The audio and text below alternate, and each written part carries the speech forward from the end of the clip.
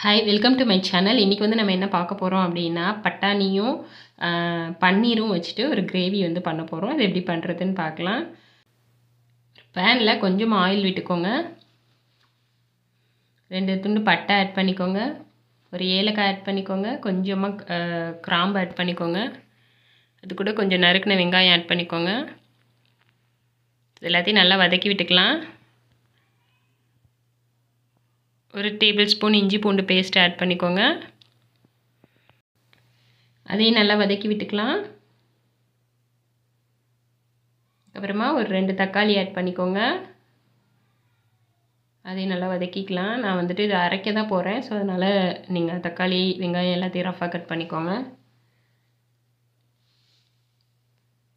இது கூட கொஞ்சமாக நட்ஸ் ஆட் பண்ணிக்கோங்க. இது வந்து ஆப்ஷனல் தான். நீங்கள் இதுக்கு பதிலாக நீங்கள் தேங்காய் கூட ஆட் பண்ணிக்கலாம். நான் வந்து காஷ்மீரி சில்லி ஒரு 4 ஆட் பண்ணுறேன்.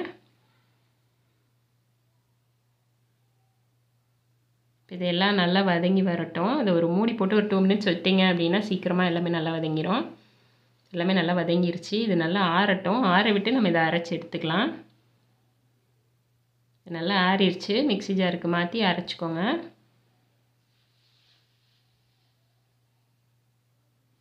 நல்லா நைஸாக அரைச்சி எடுத்து வச்சுக்கலாம். நெக்ஸ்ட் வந்து ஒரு பேனில் கொஞ்சமாக ஆயில் விட்டுக்கோங்க.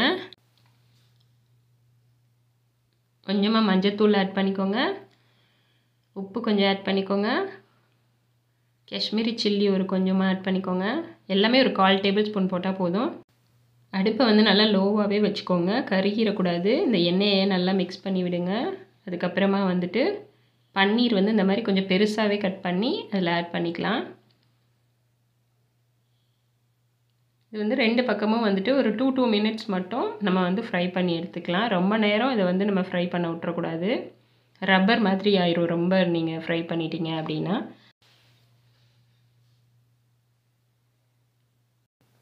ஸோ அவ்வளோதான். நம்ம திருப்பி விட்டு இதே மாதிரி ஒரு 2 மினிட்ஸ் வேக வச்சு எடுத்தாச்சு. அப்படியே நம்ம எடுத்து ஓரமாக வச்சுக்கலாம். நல்லா இந்த எண்ணெயெல்லாம் இல்லாமல் நல்லா வடித்து எடுத்து வச்சுக்கோங்க.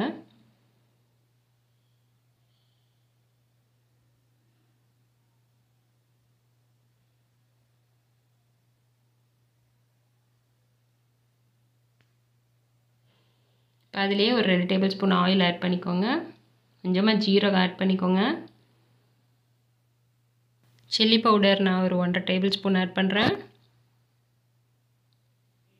அடுப்பு வந்து லோவாகவே தான் இருக்கணும். நம்ம ஆயிலே இதெல்லாம் ஆட் பண்ணுறோம். கொஞ்சமாக கரம் மசாலா ஆட் பண்ணிக்கோங்க. கொஞ்சமாக ஜீரகத்தூள் ஆட் பண்ணிக்கோங்க. மஞ்சத்தூள் கொஞ்சமாக ஆட் பண்ணிக்கோங்க. எல்லாமே 1/4 டேபிள் ஸ்பூன் தான் போடுறேன்.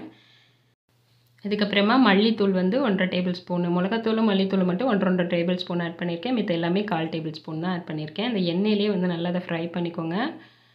அப்போ தான் உங்களுக்கு வந்து நல்லா திக்கான கலர் வந்து நல்லா கிடைக்கும்.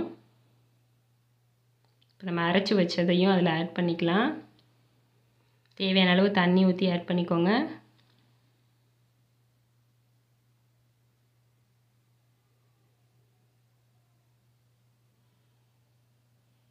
இதுக்கு தேவையான உப்பு ஆட் பண்ணிக்கலாம். எல்லாத்தையும் நல்லா கலந்து விட்ருங்க. ஒரு மூடி போட்டு நல்லா இதை கொதிக்க வச்சு எடுத்துக்கலாம் ஃபஸ்ட்டு. இப்போ ஒரு 5 நிமிஷம் நல்லா கொதிச்சிருச்சு. அந்த எண்ணெயெல்லாம் நல்லா பிரிஞ்சு வந்துருச்சு. இந்த டைமில் வந்துட்டு நான் பச்சை பட்டாணி வந்துட்டு ஒரு 1/2 கப் அளவுக்கு இதில் ஆட் பண்ணுறேன். பச்சை பட்டாணியும் சீக்கிரம் வெந்துடும். நம்மளோட பன்னீரும் சீக்கிரம் வெந்துடும். அதனால தான் அதை கடைசியாக ஆட் பண்ணுறேன். இப்போ இது 2யுமே வந்துட்டு நல்லா கலந்து விட்டுக்கோங்க. இந்த பட்டாணியும் இந்த இதுவும் வேகிறதுக்காக ஒரு 3 நிமிஷம் மட்டும் வெந்துச்சுன்னா போதும். நல்லா மூடி போட்டு இதை வந்து வேக விட்டு எடுத்துக்கோங்க. பாருங்கள் நல்லா வெந்து ஆயிலெலாம் பிரிஞ்சு வந்துருச்சு. ஒரு 3 மினிட்ஸ்லேயே நல்லா வெந்துருச்சு.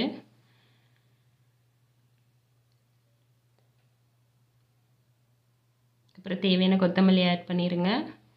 அதுதான் நம்ம ஆட் பண்ணிவிட்டு நம்ம அடுப்பை ஆஃப் பண்ணிடலாம். ஸோ அவ்வளோதாங்க. நம்மளுடைய பட்டாணியும் பன்னீரும் வச்சு நம்ம சூப்பரான கிரேவி ஒன்று ரெடி பண்ணியாச்சு. இது வந்து நீங்கள் சப்பாத்தி பூரி இட்லி தோசை எதுக்கு வேணாலும் வச்சு சாப்பிட்லாம், ரைஸ்க்கும் வச்சு சாப்பிட்லாம், ரொம்ப நல்லாயிருக்கும். இதே போல் நீங்களும் ட்ரை பண்ணி பாருங்கள். உங்களுக்கு பிடிச்சிருந்துச்சுன்னா லைக் பண்ணுங்கள், ஷேர் பண்ணுங்கள், கமெண்ட் பண்ணுங்கள் அண்ட் மறக்காமல் சப்ஸ்கிரைப் பண்ணுங்கள். அந்த பெல் பட்டனையும் கிளிக் பண்ணிக்கோங்க. தேங்க்யூ, பாய்.